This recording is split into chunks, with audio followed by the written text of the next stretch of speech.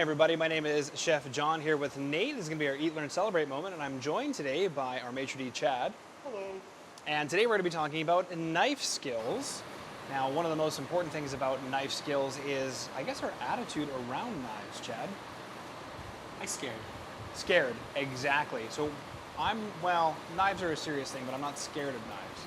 You have to respect a knife. You have to respect a knife. So some of the basic knife rules would be to keep your knife sharp, which, if you're scared of knives, chances are, do you want your knife to be sharp or do you want your knife to be dull? I want my knife to be really sharp. I know that one. Okay, cool. Because I know a lot of people who are scared of knives want to keep them dull and then starts a perpetual cycle of injuring themselves with a dull knife, which sounds like it wouldn't make sense.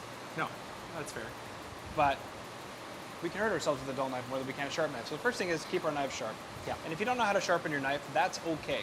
There are many knife stores out there, or even butchers, that you can take your knife to, and they can sharpen them for a fee, or they might even do it for free. For example, if you buy enough meat from your butcher, so on and so forth. There are definitely lots of options. And you don't have to sharpen your knife consistently, but there are things that you should do every time. Correct. So this is a regular chef's knife. In between sharpening it, because we shouldn't have to sharpen it very often, but in between sharpening it, before every use, I'm going to use what's called a steel, and what I'm doing is I'm honing the blade, or I am straightening the blade. So what ends up happening over time, depending on use, for example, just like how we walk, sometimes our shoes have a different kind of wear. The way we hold the knife, it might have a different kind of wear. One side might get more use than the other side. Yeah. So we are honing it, and in that way it will work better for us. Now, part of the other thing about knife safety is, have you ever tried to catch a falling knife? No. Okay. Falling knives have no handle, is the way that I was taught. Never catch a falling knife. And I have been privy to people who have tried to catch a falling knife and have almost died because of the injury that they have ensued. No, whole lots of no. Yeah, so don't do that. So we've covered, number one, the mentality over knives. Knives are our friend. We have them around because they make certain jobs easier. They're just a tool in the kitchen. The next thing is to respect the knife. Make sure that it is taken care of. It's not rusty.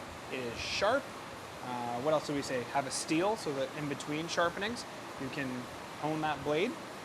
Yeah. Don't catch a falling knife. If a knife falls, just move away. It is one thing. Watch your feet. It's probably not a bad idea just to. And children and dogs and anybody else who might be there, but that Yeah. also begs the question of part of knife safety means people know that you're using a knife and that you're operating a knife. Yes. And I use the term operating and tool because as a chef, it's not just a knife, it is a tool that I operate in my workplace. Still recovering from that time I came up behind you chopping onions and tickled you from both sides. It's very true. The next thing is the claw. The claw. The claw. Do you know about the claw, Chad? I know the claw in principle, but I'm not very good at using it. Or at least fast, anyway. Sure. And that is a very, very valid point in that the claw takes time. Proper knife skills take time. The claw means that instead of holding on to, so I've got this piece of bread. How many times have you seen this, Chad? I'm going to cut something. Oh, it makes. I saw it in an animated thing, and I was like, no. No. So what we're going to do is we're actually going to hold on to the object that we have with a claw. The claw. The claw. Like this, which doesn't seem very secure. And again, it takes time for this to be able to become secure. And the next thing we're going to do is I'm going to measure my distance of how much it is I want to cut. Like if that's how much I want to cut. Okay. I'm going to measure that distance and hold the knife against my knuckle like that.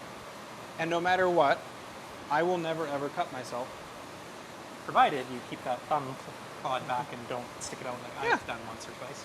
And so when I'm cutting something here, Yep. I've got it measured out. I've got everything held perfectly fine behind. I just execute the job. And then when that's gone, I reassess and I execute the job. If you notice, I also put my knife down like this. So the blade is not going to accidentally brush up against your hand if you do that. Correct. I have put it at near, well, not exactly the top of my cutting board, but I put it away from the object. I put it with the blade facing away from me. Really, anytime I'm using the knife, we're in the process of dulling it. Yeah. So the best way to use the knife is a rocking motion, unless the knife was intended for something else. This is a chef's knife, so it was intended to be like a locomotive motion, like this. Let's review. Mentality around knife safety means that knives are our friend and they're not dangerous. They just need to be respected. Next thing is to keep your knife sharp. In between sharpenings, you'll go ahead and use a steel. to keep the knife honed in. Next thing is that falling knives do not have a handle. Never catch a falling knife.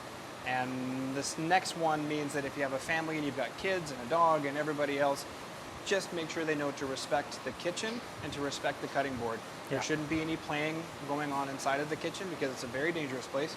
And let everybody know that you're operating a knife. And I use the term operating because it's a very serious tool that can cause a lot of hurt if improperly used. The next thing is we've got the claw. Hold on to our object using the claw, which is going to take some time and it's going to take some practice. We're going to use this claw to brush up against my knuckle, measure out what it is that I'm going to be cutting, and then execute the cut. And I'm not holding it like this. I'm protecting my fingers. It literally was giving me anxiety just seeing your hand on that holding the knife. And once again, if it slips, like I'm cutting an onion and I feel the knife slip, immediately my hand is away. So I'm conscious while I'm doing it. I'm not talking to people while I'm cutting. I'm not debating something while I'm cutting something. And then when I'm done with the knife, it goes down on the cutting board, blade away from me. Awesome. I guess that's been our Eat, Learn, Celebrate moment for today. So we're going to do a little switch back and then going to check on a few things in chat. Beautiful.